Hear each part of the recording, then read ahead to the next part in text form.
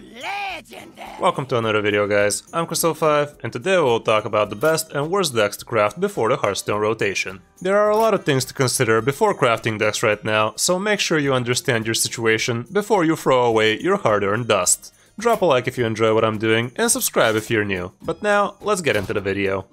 There are three main factors you need to be considering when crafting a deck right now. The first one is the fact that tons of great cards are rotating to Wild in a month from now.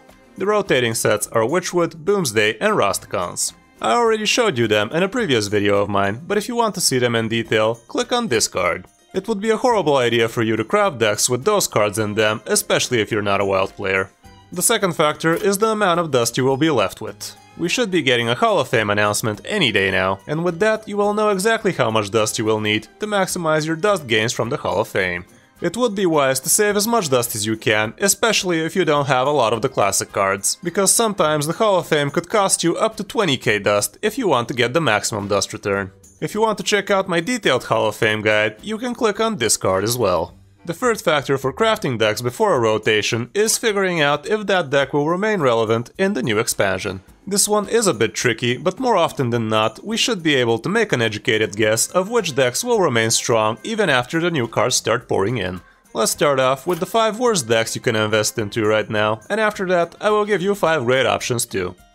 Highlander Mage would be obviously on the top of this list. It would cost you your left kidney and your firstborn child to afford this deck, sitting at over 22k dust. And that alone should be reason enough for you to stay away from this deck this close to a rotation. But when you factor in that so many great cards are leaving it too, then the picture becomes clear as day. Losing Luna and her Galaxy strips the deck from one of its biggest power spikes, and without Snippy and Zilly for the early and mid-game sustain, things get even worse. Bone Wraith, Witch Doctor and Keysmith also bite the dust, so almost a third of the deck will need a substitution to even have a chance to be relevant in the new meta. Highlander decks usually need a little bit more than 3 sets in rotation to be optimal, so I am quite skeptical this deck will remain relevant after April. Sure, the deck is doing great in skill hands right now, and if you own it, by all means, enjoy it while you still can, but definitely don't craft it right now. I did include it in a previous video of mine, as an example for a great deck with which you can be climbing, so if you want to check out the win rates and the mulligan guide for this and many other decks, then click on this card. Next up is its warrior equivalent, Highlander Warrior. The situation here is pretty much the same. The price is out of this world, we are losing tons of great cards, and it will probably be unplayable in the new expansion. Dr. Boom and his mech arsenal are out, Super Collider and Weapons Project, Ember Scale and Scorcher 2, and not to mention its best 1-drop and Warpath to boot. All in all, stay away from this guy for sure. Another deck you should stay away from is Resurrect Priest. Again, this is a very powerful deck in the current meta, but with a price tag of over 10k dust, and with so many amazing cards leaving it, it wouldn't be so great for you to craft it right now. Priest can say goodbye to Mask Hysteria, Xerx's Cloning Gallery and Zilly. Even though it's just 3 cards, I still think Priests will struggle to remain relevant after the Hearthstone rotation, as they've done many times before. Priest is a class that needs a lot of powerful cards to make it tick, and when you factor in the comments of the 2 streamers that played the new set for 5 hours, it's probably safe to say we won't be seeing too much Priest after April, but time will tell. Next up is Mech Paladin. Even though the price tag is not so steep here, the fact that half of it is rotating to Wild makes it a horrible choice for you to craft it right now. For new players, it's definitely not worth it, but older players can actually make it work, just because they probably have most of the cards already. I also doubt it's gonna remain an archetype in the new expansion, but if you need 1k dust or less to craft it, and you really wanna play Mech Paladin right now, then I guess it's not that bad. If you're also considering giving Wild a go, then this would be a pretty good Wild deck for you too, so you will have a jump start in your progress there. Consider all factors and choose wisely. And the last deck here has a similar situation, Treant Token Druid. This one is significantly cheaper and you can make the price even lower without crafting Goru, but we will be losing a lot of Treant synergy cards here. Dendrologists are not that big of a deal, but losing Landscaping and Mulch Muncher is another story. I guess Token Druid can remain a deck even after losing the Treants, but definitely don't splurge on Goru, he will be pretty much unplayable after that. Bees, Whispering Woods and Swipes might find its way back into the deck instead. Okay, so on the other side of the spectrum, here are the 5 best decks we can invest in right now if we really need to craft a deck. Once more, I do advise you to save your dust and play with the decks you already own, but if you really need to craft something, then check these out.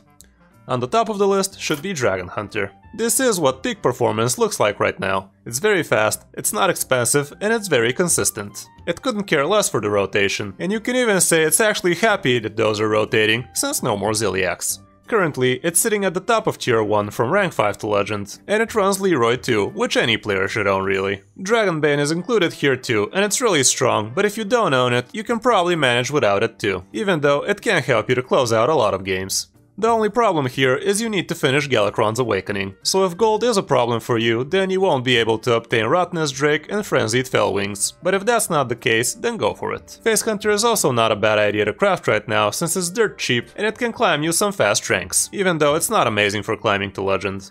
Next up, let's look at Galakrond Warrior. Again, the price here is pretty good, 5300 dust, since Galakrond was free. Krunks is a must craft anyway, since you can use him in any Galakrond deck, but we are losing Tankryer and Snippy in this particular version. The Cryer is definitely a solid hit here, since it's not only a great body for turn 1, but it also draws out your Scions and Maniacs. I do feel like Warrior will receive a strong 1-drop from the new expansion, since it is losing its other 1-drop MVP, Eternium Rover, but in the end of the day, even a Blazing Battle Mage can be an okay substitute here, so the deck should remain strong even after the rotation.